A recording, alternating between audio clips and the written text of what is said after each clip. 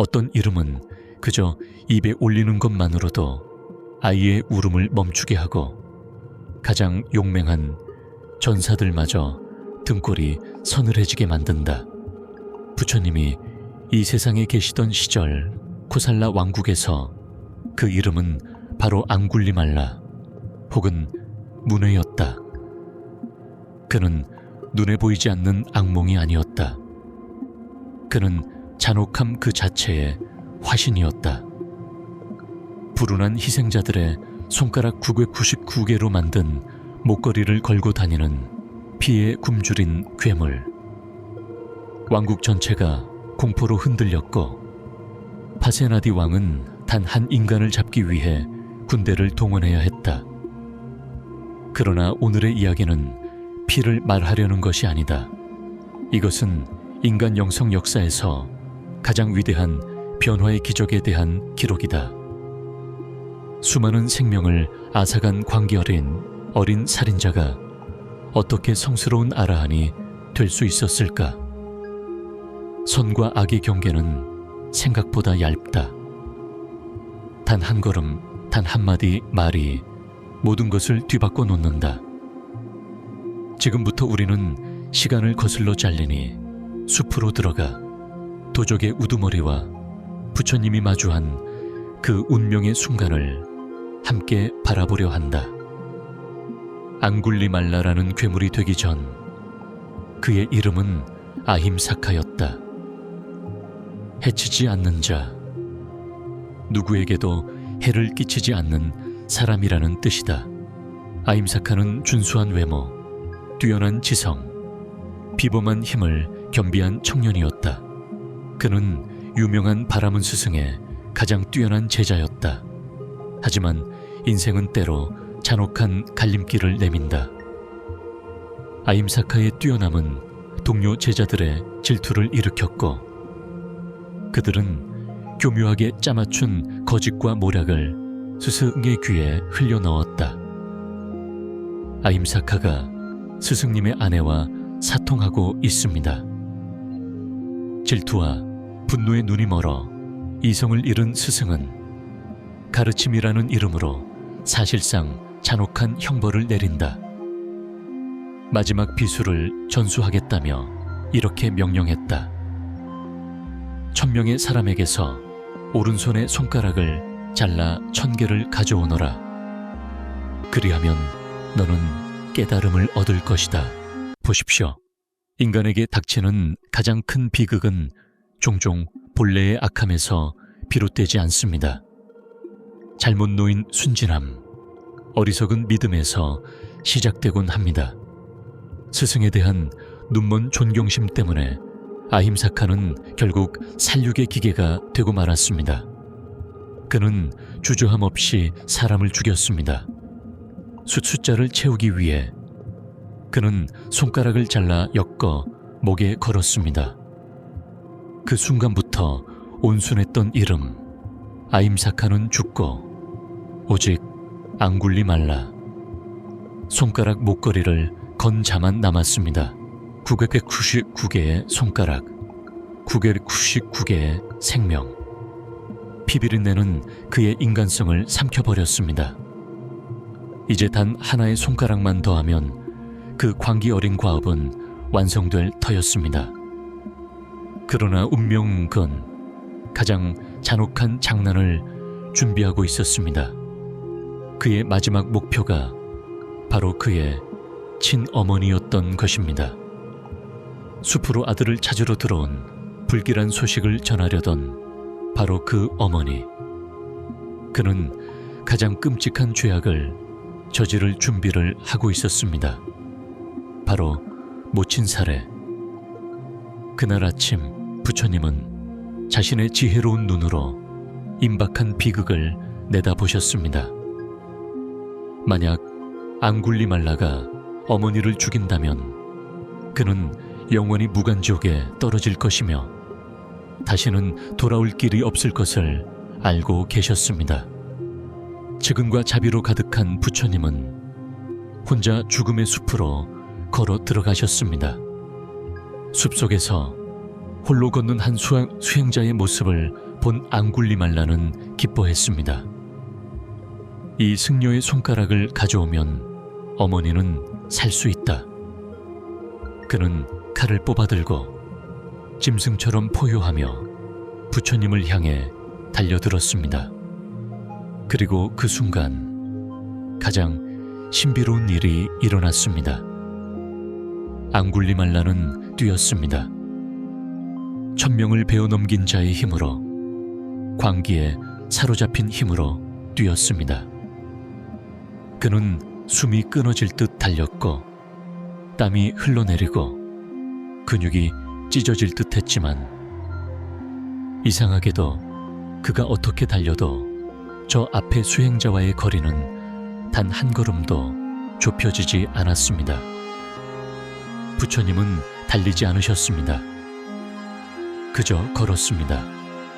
바람처럼 가볍게 풀밭을 산책하듯이 욕망과 살기로 미친 듯 다운시 달려드는 자, 그리고 평온한 마음으로 자비와 정념 속에 걷는 자, 더 빨리 달릴수록 더 멀어져 가는 자, 천천히 걷지만 절대 뒤처지지 않는 자.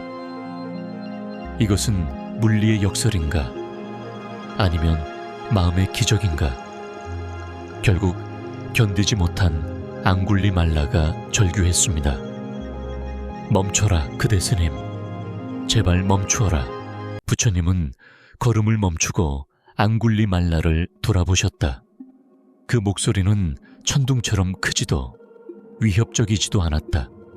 오히려 살인자의 마음속 어둠을 흔들어 깨우는 맑은 종소리처럼 은은하게 울려 퍼졌다. 앙굴리말라여, 나는 이미 오래전에 멈추었다. 멈추지 못한 이는 바로 너다. 앙굴리말라는 얼어붙은 듯 서 있었다. 그는 외쳤다. 거짓말이다. 당신은 계속 걷고 있지 않은가? 내가 이렇게 멈춰 서 있는데 왜 당신은 멈추었다 하고 내가 멈추지 않았다고 말하는가? 부처님이 말씀하셨다.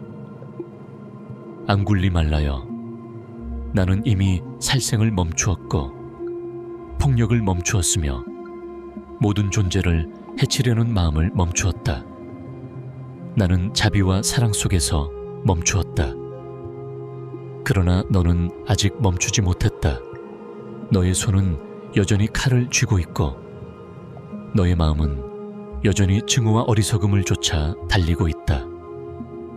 너는 스스로의 양심에서 도망치고 있을 뿐이다. 너는 한 번도 멈춘 적이 없다. 그 말은 번개처럼 앙굴리말라의 얼어붙은 마음을 갈라놓았다. 나는 멈추었다. 그러나 너는 아직 멈추지 못했다. 그 찰나 앙굴리말라를 지배하던 모든 망상이 무너져 내렸다. 그는 깨달았다. 자신은 끝없이 달리고 또 달리며 스승의 왜곡된 가르침이 그려낸 환영을 쫓아 돌고 있었다는 것을. 그는 자기 손의 피, 목에 걸린 손가락들의 사슬을 내려다보았다. 공포, 참회, 고통이 한꺼번에 밀려왔다. 괴물은 죽었다. 그 자리에는 진실의 빛 앞에서 떨고 있는 한 인간만 남았다. 그는 칼을 낭떠러지 아래로 던져버렸다. 그리고 부처님의 발 아래 무릎을 꿇고 아이처럼 울부짖으며 출가를 청했다. 하지만 이야기는 여기서 끝나지 않는다. 여기서 끝났다면 그것은 동화일 것이다. 부처님의 가르침은 현실이며 현실에는 반드시 업과 인과가 따른다.